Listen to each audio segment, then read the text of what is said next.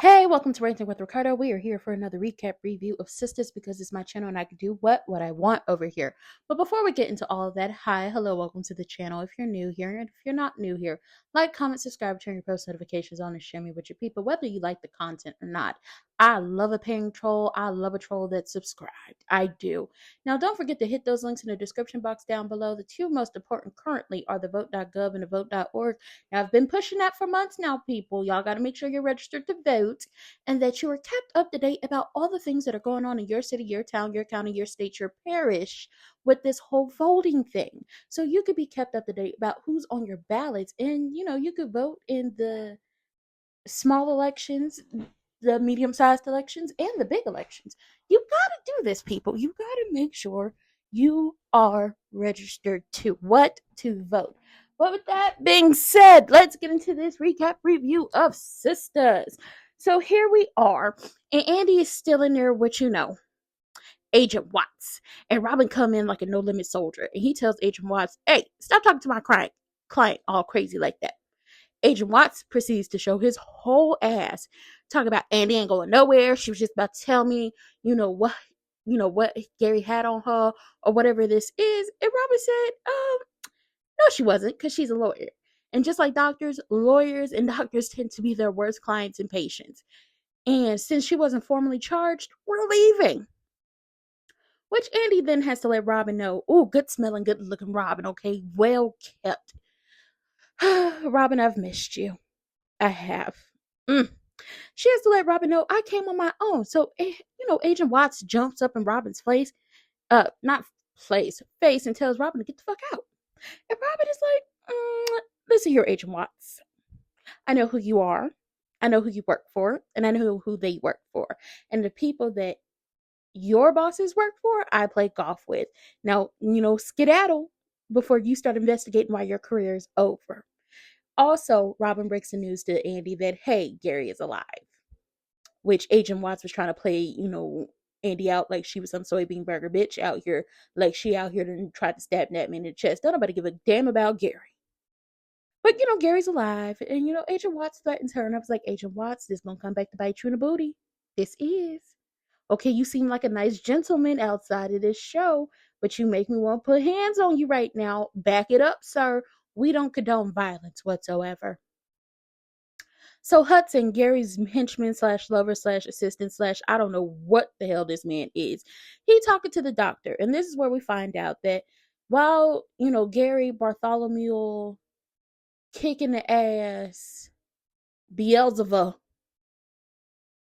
whatever his last name is, was stabbed in the chest, it did not, cause any, damage like that. However, the stress of being stabbed in the chest and being in a 6-hour surgery and, trying to repair whatever was happening sent that man into a heart attack. Now, he survived that and the surgery, but he's in the I, the C, and the U, still in critical condition. So, it's really touch and go around here. And Hudson's like, money isn't an issue. We don't have to worry about money. We don't have to worry about anything. You just save him. Mother, I met a man. He's a doctor, and I love him. If you know where that's from, we could be great friends, okay? But Hudson was like, money is not an issue. You do everything you can to save him because I will not give her the satisfaction of letting him die. And the doctor was like, who are you talking about? His fiance, Andrea Barnes. She's greedy. She's this, she's that. She probably did this to him. And it's just like, now, do you believe that, or are you trying to paint this narrative because you did that? Because the way you was questioning the doctor, it seemed like he was upset that Gary ain't, out of here. So Tony and, asked Danny, does brutal stabbings turn you on? And she says Gary getting what he deserves does it for me, okay? But Tony is not comfortable having sex with her without talking about what happened. And listen, Danny is pulling out some of her best stuff. She was like, we could role play. You could be the CEO. I could be the flight attendant. Or you could be the flight attendant and I could be the CEO. What is it going to take for you to get all up and through this? And he still don't want to do it. Danny's like, I'm not scared of the police. If you knew me, like you say you know me, you would know that I'm worried about ANDI possibly being in trouble. And, he's understanding about that. And he thinks that she should book a session and wants to show her that he's there for more than just sex. And that he is more than just a warm body with a penis attached to it. He is a man with a heart who is in love with her. He gonna take care of her and nurture her like a real man should. And you know that they should chill. And she gets up and she goes smoke her vape and she walking around and she doing stuff. And he was like, "Where you going?" She was like, "This is how I chill." Now, see, sir, you just talked yourself out of some coochie. Sure did. Now, Tamara the gold digger shows up questioning Hayden, her ex-husband, about where he going. He says work trip. I said, Negro, you lying. Ain't no damn work trip. You not no suit. You dressed down. You took your dress down clothes in that suitcase. You was looking for your passport. You was trying to get out of town. She's like, listen, you lying.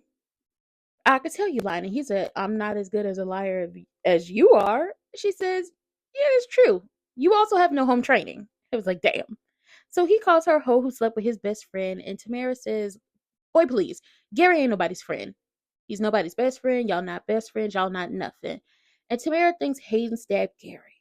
And it's like, what will the police think when she tells him that the top suspect on their list should be Gary's ex-best friend, who was jealous that his wife and his best friend slept together? What would the police think about that? And I was like, oh, look, one of the dummies is being smart. Rich and Sabrina are, at her apartment and they on the couch speaking sweet nothings to each other, making out like horny teenagers, laughing and giggling. And he want to have some sex. But she was like, check this out, bro.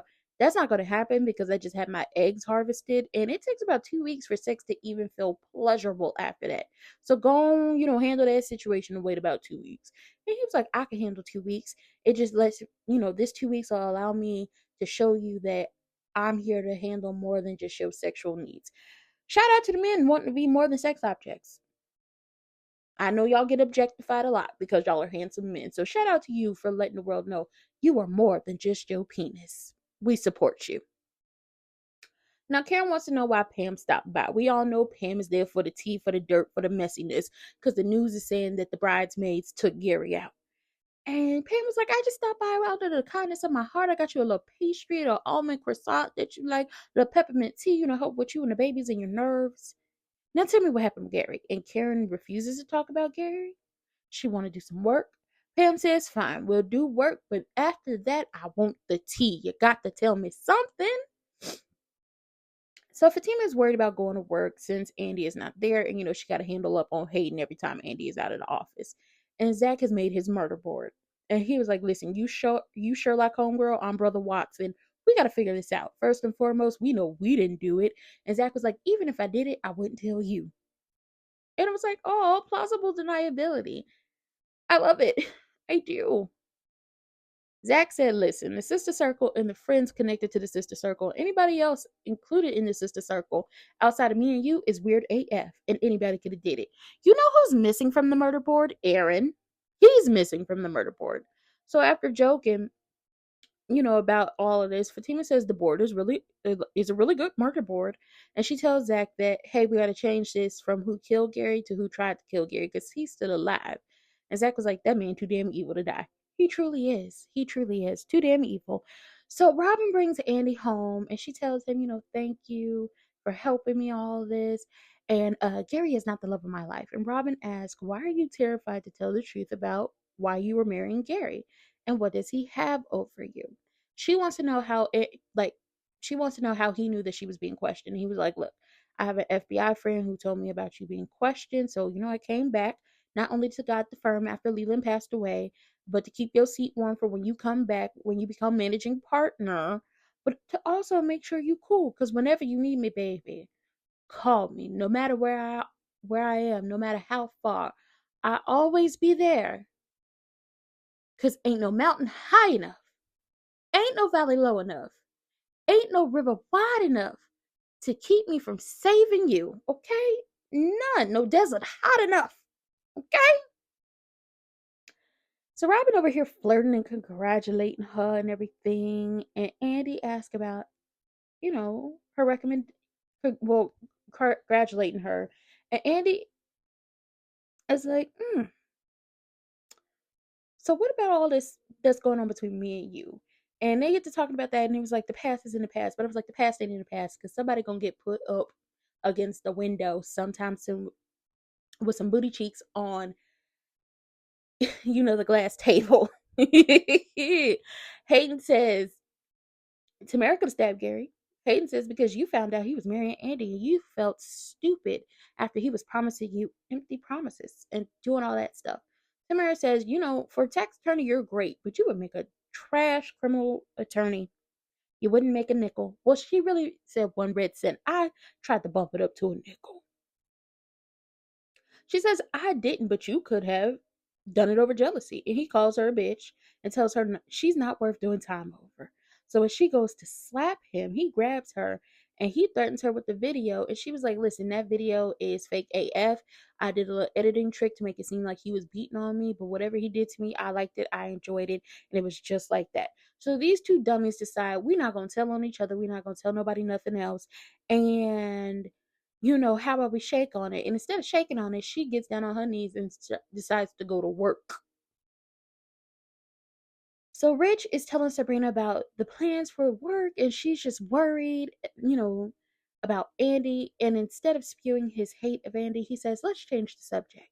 I'm going to go to the fertility clinic today so we can make the dream of you becoming a mother come true.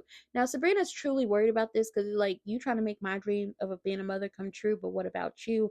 How are you going to feel? What's going to happen? And he was like, listen, while I didn't want kids in the beginning, me being here has changed that, and I love you and I want you and I want to give it to you, baby. Give it to me. You want to give it to you. Now, I'm confused on why you know what? Never mind. The eggs are already harvested. Do what you got to do instead of doing it the old fashioned way. Tony makes Danny breakfast and apologizes for overstepping. And she's like, listen, my mental health journey that I'm on, I'm going to take it on my own. Okay. I already have a session booked. I was already going to book a session. But me and my mental health and my therapist, this is my stuff. And also, when your woman wants to have sex with you, don't talk yourself out of no coochie, okay? Don't do that, okay? After a hard day, if I'm trying to, sex you up and sex you down, don't talk yourself out of that. That's basically what she had to tell Tony, because he truly talked himself up out of that. And she was like, listen, as much as you think that I'm trying to replace, talking about my feelings with sex, I wasn't. And I'm not about to get addicted to you. And unless you see me out here, uh, giving, you know, blowing people for, a hit of some drug, I'm okay. And she proceeds to use a therapy technique. She was like, when you did this, I felt judged and I did not like it. So he apologizes to her and just like, I'm worried about you, but I'm going to be here. And she was like, listen, that's great. I'm going to see you at work. Now, Karen and Pam talk about roots to riches and how they need a business plan because Miss Marie is looking for it. Now, Pam is not good at the math. She says that herself. I don't. And Karen was like, listen, let's talk about it. They have grants. That's how I started my business. We could work on all this. I'll make a mock up. I'll make a draft and have Sabrina look over and we get that done. Pam's aspect of what she's really great at is selling and promotions. That needs to be her title, the head of marketing and social media. Rich lets all that hate he feels for Andy out and how all this is all Andy's fault. That they wouldn't be here if it wasn't for Andy. And everything that's happening to the rest of the women in Jordan is all Andy's fault. And it's just like, no, no, no. Like, let's be clear on something. What happened with Jordan is Jordan's fault because Andy told him, stay your ass from around Gary. Don't accept no help from him. Don't get in cool with none of his people. Don't try to set him up. Don't accept no money. Don't do anything with Gary whatsoever. And what did he do? He did the complete motherfucking opposite. So at this point in time, whatever happens to Jordan is Jordan's fault. Now, Hayden is so much easy. He's so easy. Okay, he done gave up his goodies to Tamara and talked about, I forgive you and I can see a future with you. And it seems like, she's she's reciprocating the feelings. And just dumb. Just dumb he is. Okay, he just let a bit of coochie change his mind. Dumb. And he says, I'm going to go to work and use this Andy drama to my advantage. He don't know that Robin is back in town. He don't know that Robin is the managing partner for the time being because Robin just didn't let you motherfuckers put him out of his business. It's his business. He went to London to open up another branch of said business. But Tima and Zach are trying to name their PI business, and it's going to be Taylor and Taylor Investigations. And she got to head to work because, like I mentioned earlier, she got to keep an eye on Hayden because he's shifty. He's a shifty bastard. And Zach says, "Be careful. We haven't ruled Hayden out as a suspect, okay?" And she's like, "I'm not scared of him. Just be careful, thug life." And then we get back to Robin and Andy, and he's making him and Andy some tea. And he's like, "I know my way around here." And I was like, "I bet you do. You had her up against the window with booty cheek prints and back prints on the windows. You had her on the glass table, on the couch, on the counters, everywhere you could have took that lady. I take you there." They did everything in the Karma Sutra. They did. They did. I know they did. Anyway, he making them tea and he says, "Listen, the last I heard you was with Jordan." And she's like, "You keeping tabs on me?" And I was like, "Yeah, bitch, a little bit. You keeping just a little bit." And they talk, and he figures out that she was being blackmailed. And she was like, "I don't want to talk about that right now. I just want to go check on Jordan and see how he's doing." And Robin was like, "You can't do that." She was like, "Why not?" She was like, "Because you're still engaged to Gary. You're his fiance. What would that look like to the media and the feds that you were going to check on your ex-boyfriend instead of being with your fiance? That would make you suspect number one." She really don't want to go check on Gary. I don't want to go check on Gary. But Robin is being truthful. She act like she don't know the feds is watching. Who you think is watching me? The feds, girl, the feds. They trying to figure out who took this man out. Okay. So go be the dutiful fiance and check on Gary. And don't worry about Jordan for the time being because he's your ex-boyfriend. And he says, "Well, you're my ex and you're here alone with me. What are the optics on that?" And there's some real good optics, okay? They getting a little too close, a little too touchy-feely. And then the girls walk in, so they back up. And I was like, damn. Almost. If I wanted, if I wanted Andy with anybody, it would be Robin. Robin is more her speed. He is going to take care of her and let her be her, and he not gonna get all up in arms. He just gonna ask questions and gonna figure it out because he understands there's something ain't right around here. But with that being said, that was it. That was all I had to give y'all for this recap review of Sistas. Please hit those links. Make sure you're registered to vote. Make sure you kept up to date about everything that's going on around you, who's on your ballot and what policies they're running off of, and get out there and vote, okay? And I'll see y'all for the next one. Bye.